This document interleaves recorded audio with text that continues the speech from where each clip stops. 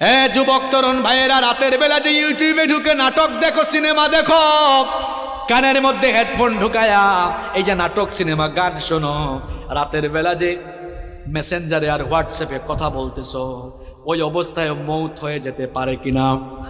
আসতে বলবেন না, জোরে বলেন, মৌত হতে পারে কিনা? এই অবস্থায় যদি মৌত হয়ে যায় কি হবে?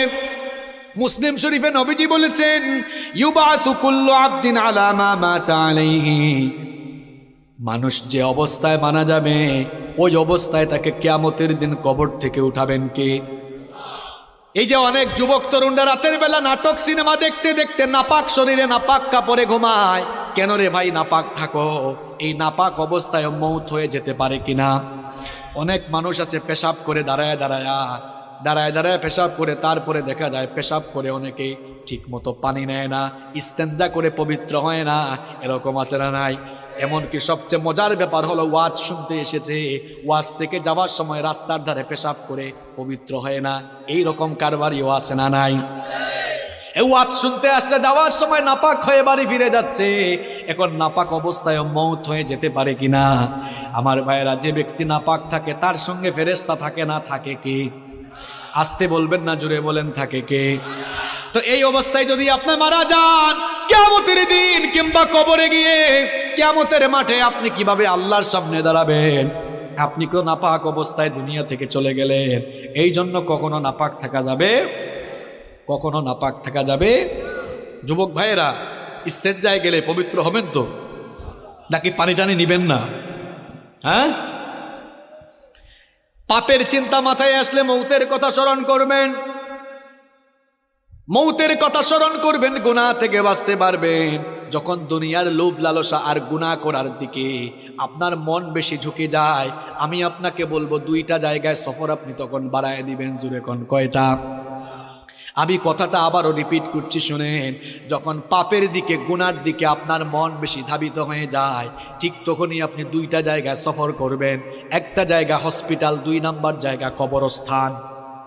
হসপিটালে যাবেন, গিয়ে দেখবেন আপনার মতো কত দুনিয়াওয়ালা, কত টাকাওয়ালা, পয়সাওয়ালা লোকেরা, কোটি কোটি টাকা আছে, তাও আইসিইউতে তারা সামান্য একটা দিন আরামে থাকার জন্য হাহাকার করছে, আছে না নাই? যে কালো টাকার জন্য, অবৈধ টাকার জন্য অন্যায় করছেন, গুনাহ করছেন, হসপিটাল গিয়ে দেখেন কত মানুষের টাকা তারে বাঁচাইতে পারে। একটু পর পর আইসিইউ থেকে লাশ বের হচ্ছে। এরপরে হাসপাতালে যাওয়ার পরেও যদি আপনার দিল নরম না হয়, তাহলে মাঝে মাঝে প্রেমবাগের কবরস্থানগুলোতে ভিজিট করবেন, গিয়ে দেখবেন আপনার মতো টাকাওয়ালা, পয়সাওয়ালা লোকেরা, ক্ষমতাওয়ালা লোকেরা, একদিন বিরাট টাকা পয়সা, অর্থবিত্ত, বাড়ি গাড়ি সব ক্ষমতা ছিল, এখন কবরের নিচে ঘুমায়া আছে। আমরা মনে করি আমাদের বউ আপন, আমরা মনে করি ছেলে মেয়ে আপন। আজকে মরে দেখেন কেউ আপনার আপন নয়, আপন কেবল একজন, তিনি কি? কি কথা বলছি বুঝতে পারছেন আপনি? আপনি বলছেন আপনার বউ আপন, আপনার ছেলে মেয়ে, ভাই বোন আপন। আপনি এই মুহূর্তে মরে যান, বুঝবেন আপন কে। দেখবেন এই বউ, এই ছেলে মেয়েরা কিছুক্ষণ কান্না করবে, কিছুক্ষণ কান্না করার পরে বলবে, মৃত লাশকে বেশিক্ষণ ঘরে রাখতে নাই, তাড়াতাড়ি দাফন করা দরকার। আপনাকে দেখবেন সাদা কাফন দিয়ে পেঁচায়া জানাজার মাঠে নিয়ে যাবে।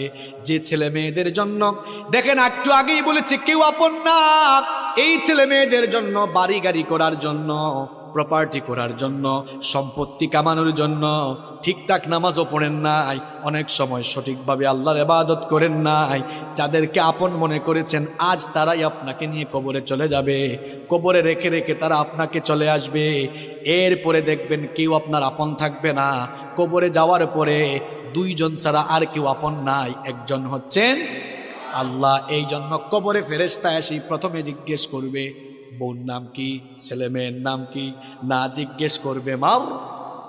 আর একটু জোরে বলেন, মাও রব্বুকা। প্রথমে এসে বলবে তোমার রব কে। তাহলে বুঝে নেন আপন, আপন কে, সবচাইতে আপন কে।